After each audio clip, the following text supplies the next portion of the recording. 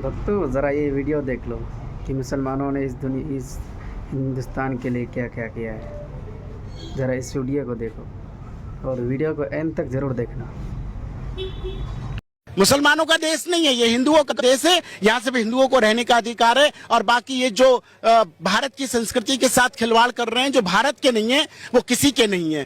क्या आप जानते हैं कि अंग्रेजों के खिलाफ लड़ाई लड़ने वाला पहला शख्स एक मुसलमान था। मुसलमानों ने ही भारत की आजादी के लिए सबसे पहले हथियार उठाए। अंग्रेजों भारत छोड़ो का नारा देने वाला शख्स भी एक मुसलमान था। मुंबई में पैदा होने वाले यूसुफ मेहर अली ने ही 1942 में सबसे पहले इस नारे का प्रयोग किया।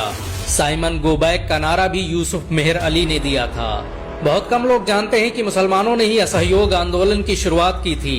1920 में खिलाफत आंदोलन के दौरान मोहम्मद अली जौहर और मौलाना अबुल कलाम आजाद ने सबसे पहले अंग्रेजी सामान का बहिष्कार करने की रणनीति बनाई, जो कुछ ही दिनों में पूरे भारत में फैल गई। असहयोग आंदोलन में मुसलमानों ने बढ़ चढ़कर हिस्सा लिया। भारत के सबसे बड़े शुगर व्यापारी हाजी सबू सिद्दीक ने अपनी शुगर फैक्ट्री पूरी तरह बंद कर दी। ये फैक्ट्री इतनी बड़ी थी कि इसके द्वारा बनाई गई शुगर पूरे इंग्लैंड में इस्तेमाल की जाती थी। बहुत कम लोग जानते हैं कि बाटा कंपनी भी मुसलमानों की थी, जिसे असहयोग आंदोलन के दौरान एक अंग्रेज ने खरीद लिया था। मुसलमानों ने इस आंदोलन के समर्थन में अपना सब कुछ कुर्बान कर दिया। आपको ये जानकर शायद हैरानी हो कि भगत सिंह का केस लड़ने वाला शख्स भी एक मुसलमान था। बैरिस्टर आसिफ अली ने भगत सिंह का केस तब लड़ा जब कोई भगत सिंह का साथ देने को तैयार नहीं था। अगर शोभा सिंह ने भगत सिंह के खिलाफ गवाही न दी होती तो भगत सिंह फांसी के फंदे पर चढ़ने से बच जाते। इंकलाब जिंदाबाद का नारा देने वाले हसरत मोहानी भी एक मुसलमान थे। उन्होंने ही भारत की आजादी की रूपरेखा तैयार की थी। इतिहासकारों के मुताबिक 1857 में होने वाले विद्रोह में 50,000 से अधिक उलमाओं को फांसी दी गई और लाखों मुसलमान सरेआम कत्ल कर दिए गए। 1857 में दिल्ली से लेकर कलकत्ता की रोड पर कोई ऐसा पेड़ नहीं था जिस पर मुस्लिम उलमाओं की लाशें न टंगी हों। मुसलमानों ने ही भारत की आजादी के लिए पहली जंग लड़ी। मैसूर के सुल्तान हैदर अली और उसके बेटे टीपू भारत की आजादी के लिए शहीद होने वाले पहले शासक थे। मशहूर क्रांतिकारी अशफाकुल्लाह खान सबसे कम उम्र में फांसी पाने वाले भारत के पहले व्यक्ति थे। औरंगजेब के शासनकाल में अंग्रेज कभी भारत में दाखिल न हो सके। बहुत कम लोग जानते हैं कि जय हिंद का नारा एक मुसलमान आबिद हसन सफानी ने दिया था।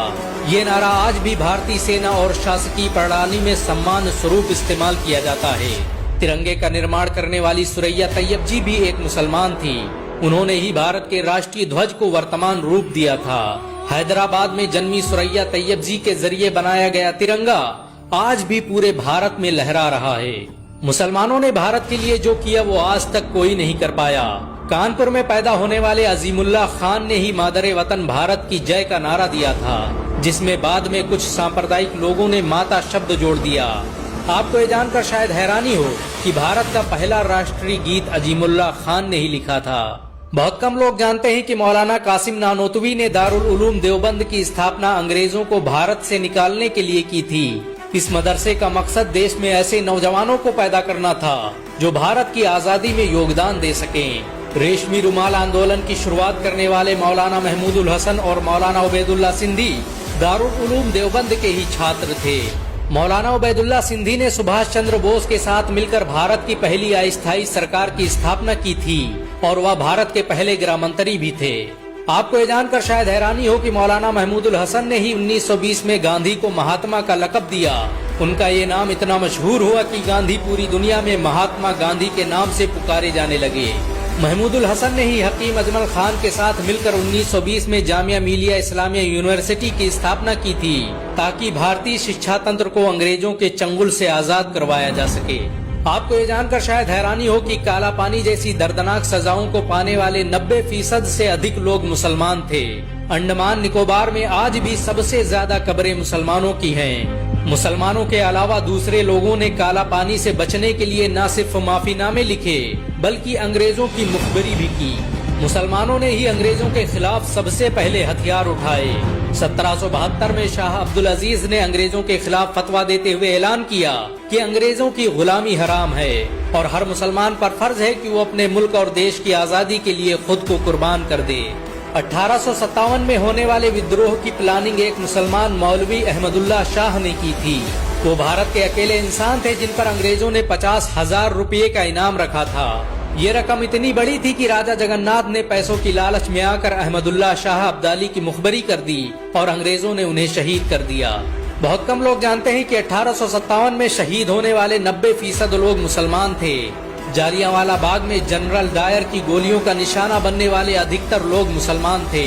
भारत की आजादी का नेतृत्व करने वाले संगठन इंडियन नेशनल कांग्रेस के 9 से अधिक प्रेसिडेंट मुसलमान रहे। गांधी जी ने अफ्रीका में जहां वकालत की पढ़ाई की, वो कॉलेज भी एक भारतीय मुसलमान का था और वह जब भारत आए तो उन्होंने आजादी के लिए अली ब्रदर्स के साथ काम करना शुरू किया, जो कि मुसलमान थे।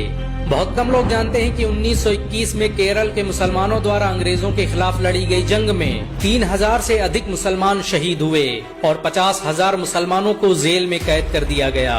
ये आंदोलन मोपला मुस्लिम आंदोलन के नाम से जाना जाता है।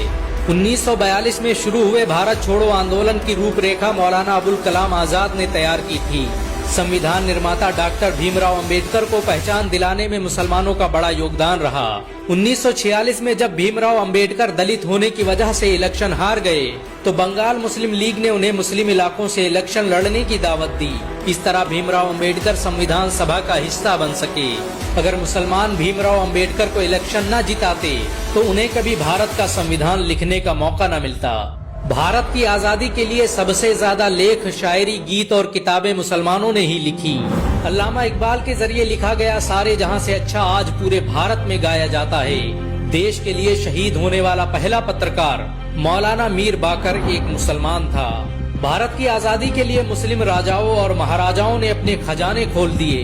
कोलकाता के हाजी उस्मान सईद ने अपना सब कुछ भारत की आजादी के लिए कुर्बान कर दिया। हाजी उस्मान की अमीरी का अंदाजा इसी बात से लगाया जा सकता है कि 1920 तक कोलकाता में बनने वाला हर स्कूल और हर बड़ी बिल्डिंग उन्हीं की थी। कोलकाता के पहले सुपर स्टोर कैश बाजार की बुनियाद हाजी सईद ने ही रखी थी, लेकिन बाद में उन्होंने अपनी सारी दौलत देश को दान कर दी और खुद एक किराए के घर में रहने लगे। अमीर हमजा और यूसुफ हबीब मरफानी जैसे मुसलमानों ने अपनी अरबों रुपये की संपत्ति देश की आजादी के लिए दान कर दी। सुभाष चंद्र बोस द्वारा अफगानिस्तान में स्थापित की गई सरकार में 9 में से 5 मंत्री मुसलमान थे। भारत की आजादी के लिए देश भर में मौजूद मस्जिदों को किले की तरह इस्तेमाल किया गया।